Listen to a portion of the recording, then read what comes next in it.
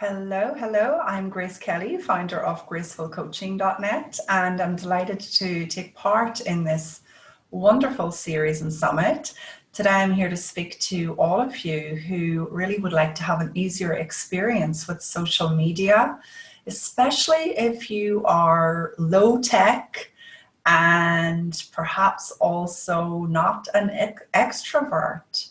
So what I have seen in all my years of really running an online business, and I did everything through the power of social media and online. I'll share with you a bit about that in a moment. But what I've seen is that it can often look very overwhelming and like you have to be an extrovert and like you have to be really clear on what you've got before you can share anything. And I've seen how this can really block a lot of people from being able to just share their message. Lots of my clients come to me feeling vulnerable about being public. They said that this vulnerability puts them off sharing on social media. And others come to me suggesting that, you know, they're just low tech. They're not, millennials who really are all go with technology and social media. So I hope that this particular share today will help those of you that struggle with social media, struggle with showing up in a natural and an authentic way. And what I will share with you is a little bit about why would I be sharing this subject? Well, I left my day job as a school teacher in London and I moved to Italy and set up my own international coaching business. And I really became very dependent on the online space as a way of communicating, as a way of selling, as a way of marketing and sharing the offers and the thoughts that I had that would impact and might be of interest to the public. So I lived in a country where nobody knew what a coach was. In Italy, it's still not particularly well known like it is in America. And I also didn't speak the language. So if I was going to have a business, it was going to have to be an online experience, at least initially, in order for any sort of movement and any sort of progress.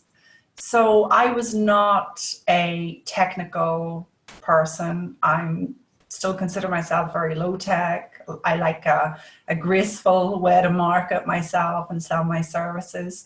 So although I did invest a lot of energy and time in learning about the best ways to leverage, the online space for a successful business, I find a few things that just really help me grow my business and my international client base that you might be surprised at, actually. And I'm going to share with you a few of those tips a little bit later on today, especially for those of you that do feel that social media is overwhelming and and you feel quite vulnerable in that space. So when I started my coaching business initially, I had a blog and I would write about my life in Italy and how I'd left my job as a teacher and had created this new experience for myself. And that blog went on to form the basis of my business, which at the time was called City Girl Confidence and has since transitioned to gracefulcoaching.net. And so really I started with a blog, and that blog saw me writing a couple of times a week and sharing photos and simply putting my message out there.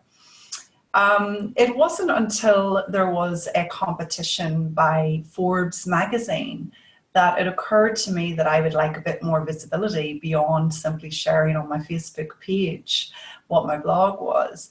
And so I went ahead and had my website developed and, to a pretty high standard, and decided it was good enough to enter the Forbes 100 Best Website Awards.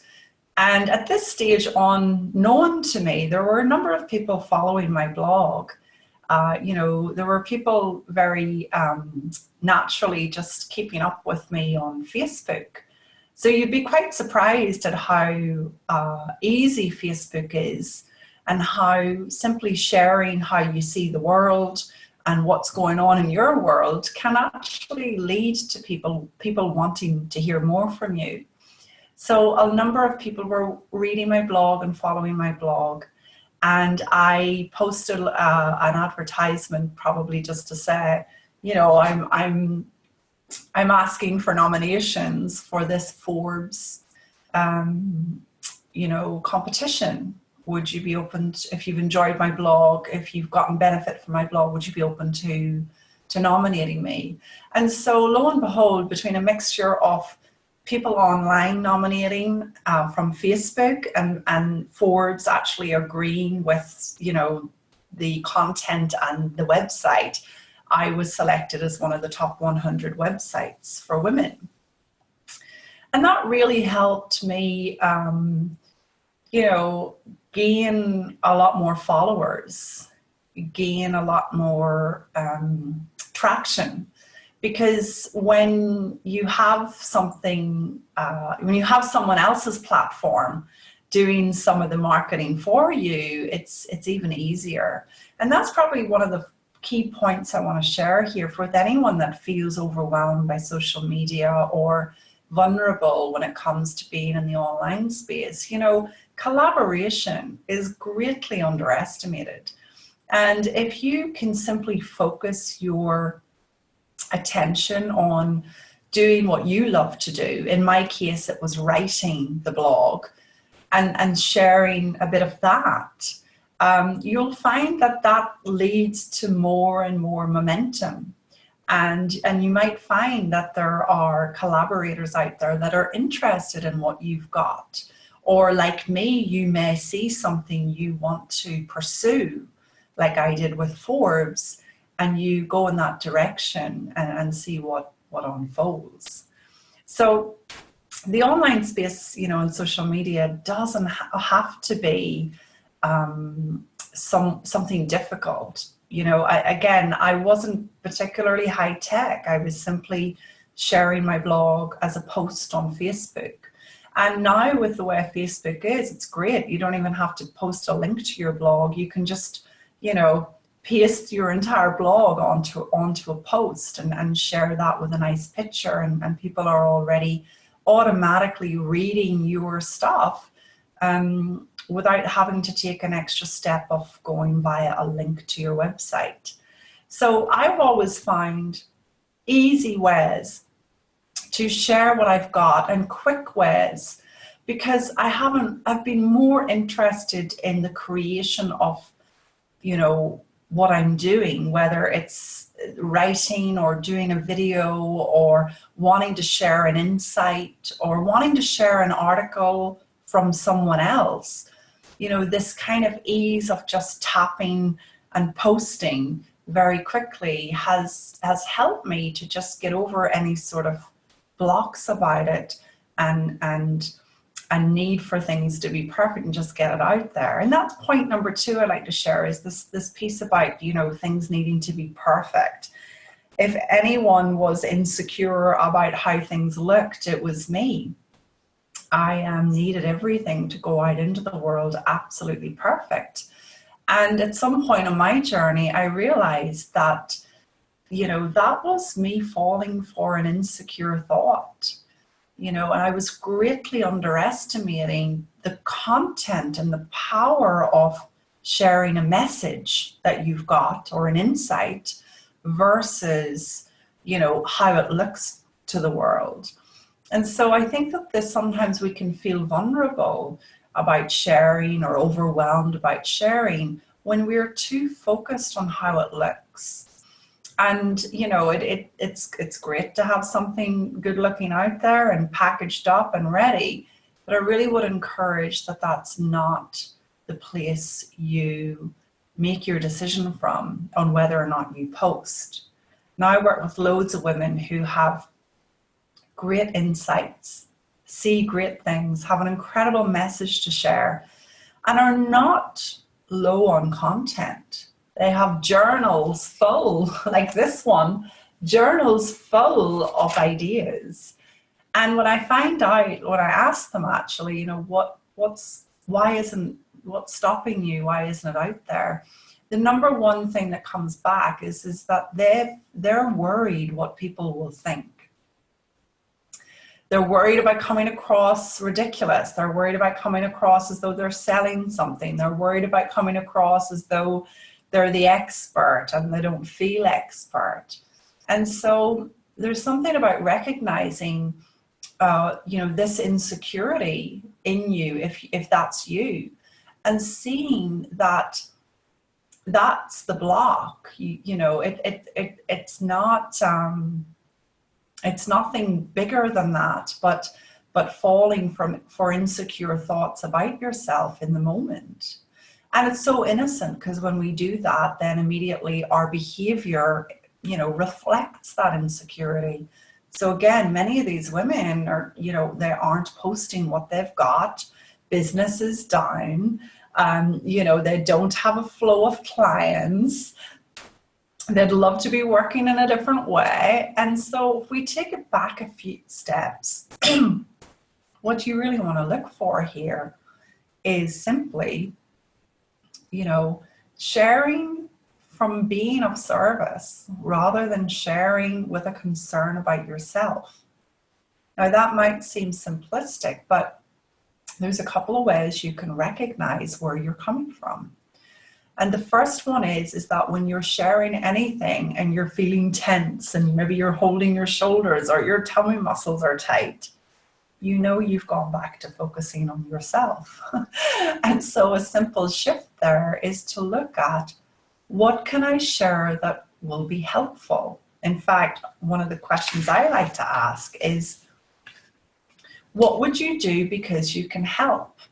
Rather than what can you share because you need more clients, or what can you share because, you know, your bank account is going low, or what can you share because you want to look good? No. What can you share because you can help? And that might be someone else's article that's touched you and you want to share that. That might be someone else's, you know, video. It might be something you have yourself. And so you just want to be more and more and more in the energy of service rather over self when it comes to your sharing. Because when you're truly, truly, truly tapped in on seeing something helpful for people, there's no insecurity involved. It's a no-brainer. It's like, of course I'm going to share that. I think where people start to get insecure with social media is they make it about themselves. Then, you know, they're linking it to their bank account and whether or not it's going to make them money. They're linking it to how they compare to other people's posts. And none of that is helpful. That's not a graceful, easy experience. So, you know, that's point number 2 that I want to share, is like letting go of this perfectionism and it needing to be perfect and focusing on self, and moving over to sharing from a feeling of service. And what, you know, what can I share because it can help? So the third point that I'd like to move on to today is a couple of just really simple ways that I have found on social media that has supported the growth of my client base. I have clients all over the world, from Hawaii to New Zealand, West Coast America, East Coast America, UK, Ireland, Fuerteventura, Spain, Paris, Sweden. I mean, the list goes on. Italy too. Like, there's a whole mix of clients. And, you know, when you're navigating that level of, you know, international and global sort of diversity, I have found it really helpful to have people all in one place. So what I want to share with you is that on my phone, simple as anything, if you don't have it already, it's part of Facebook, I'm sure you do have it, is a wonderful app called Instant Messenger. And on Instant Messenger, it occurred to me one time as I was, trying to communicate with all my different clients and prospects and people who had thought about working with me but hadn't made the jump yet and all of that, it occurred to me, instead of having to email them some sort of cold email to a list of thousands of people that everybody gets and it's not very personal, and instead of having to message them all individually, why not create an Instant Messenger group? And so I have divided my clients, I suppose, and prospects into different groups. So one of my groups, were the clients who purchased a particular program, and so they're all in one Instant Messenger group. So I can message them directly, when I have something or when I want to share something. Another group is like my group of clients that come on retreat to Italy, and my group of prospects that have suggested they'd like to come on retreat in Italy. And they're all in one Instant Messenger group. So, I guess it's segmenting, if that's the word, the different groups, but rather than through your email list, which can be a little high tech for people, here on your phone, you don't have to even think twice about it. You can be sitting having coffee in the sunshine. I'm doing that regularly, and it occurs to me, share this. This is a good piece of content for this particular group.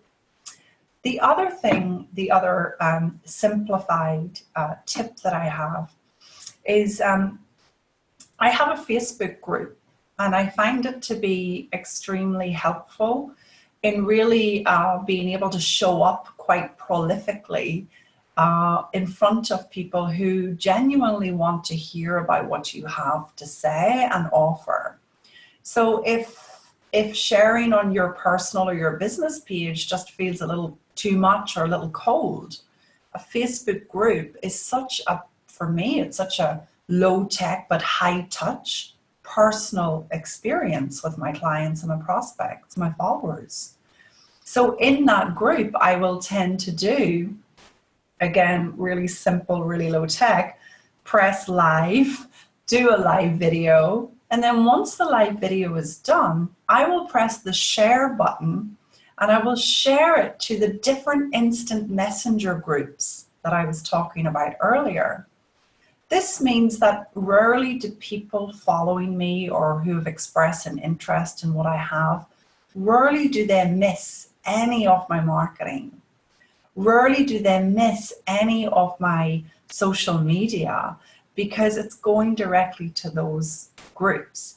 And you can even check for yourself in each group who has seen the post and who hasn't. Now, again, as I'm sharing here, you're probably getting a sense of how low tech I am. But honestly, I needed a graceful, easy, low tech way to handle an international client base and run an international coaching business. And I didn't want to spend all my time on marketing. I think for many people who are coming to the table and looking at social media, they're not wanting to become marketing experts. They're wanting to share and to give, their expertise, their help, what's transformed them, their offers, their service. And so I would like for my share here to be hopeful to any of you out there who do tend to pull back or sink down or just get overwhelmed by the social media marketing piece. My final point is that no, you don't have to be a tech-savvy extrovert to have a successful business. I have been running a multiple six-figure coaching business without any of that. And what I will share with you is that your personality is not fixed. I would encourage you not to define yourself in terms of introvert or extrovert. And I would really encourage you to simply focus on the service you have and how you can help people, and see what wisdom brings you as well in terms of sharing, in terms of promoting, in relation to marketing. I was someone who went through lots of learning strategies thinking that that was the answer, only to find that sometimes things worked and many times they didn't. And yet, when I was coming from a place of service and showing up with something that I really knew could help people, that's when everything worked. Whether it was a strategy that I implemented, that I learned, or whether it was something that wisdom came to me, some idea that occurred to me, like in the case of the instant messenger groups, that's when things really, really worked. So do not define yourselves in terms of having to be a certain way in order to succeed at any of this, social media or online space. Just really let yourself stick to your service and be innovative about sharing your service and how you can help, in a way that doesn't freak you out. Some of my clients come to me and they're trying to get over their fear of sharing. And until they get over it, they're not going to be sharing. So I'll always say to them, well, let's not wait until you're over this bit. Let's look at little gentle ways, graceful ways you can begin to share and serve and show up fully. That doesn't have you with a gun to your head every time you're about to do so. That's how I started, and it's how I proceed, and it's working very well. So I hope that this has been a helpful part of what we're doing here. And if you have any questions or you'd like to get in touch with me to talk further, you can do so on gracefulcoaching@gmail.com. And I look forward to speaking to you soon. Bye-bye.